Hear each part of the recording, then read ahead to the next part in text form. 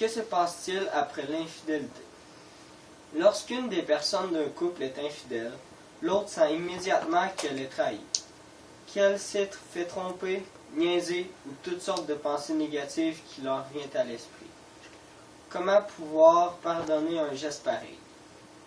La confiance est l'une des choses primordiales dans un couple.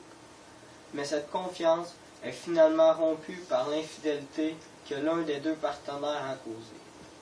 Deux grandes réactions sont interprétées dans cette situation. L'une d'elles est la fin directe du couple, car l'infidélité a détruit complètement la confiance du couple, qui est très importante. Donc, la fin du couple est assurée pour ces personnes dont le couple est basé sur la fidélité et la confiance.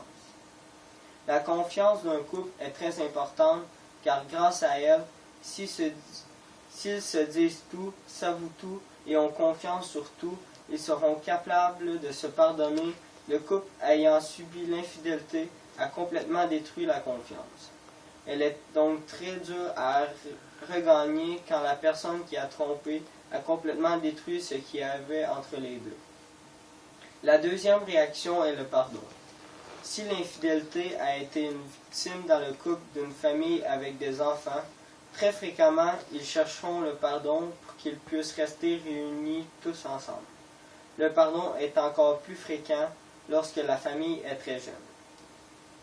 Tous les parents dont ils ont fondé une famille et qu'ils finalement, à un point mort dans leur couple, cherchent à arranger le plus rapidement, car la famille est en jeu et pensent à leur enfant presque avant eux.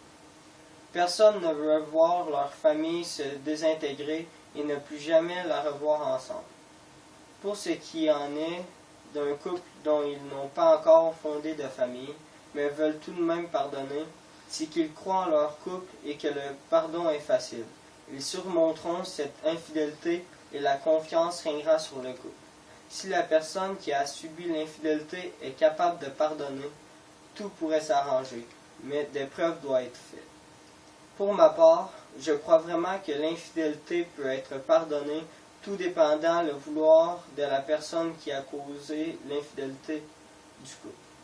Les familles dont les parents ont vécu l'infidélité doivent penser à eux, mais aussi au fait du comment les enfants réagiraient à ceci.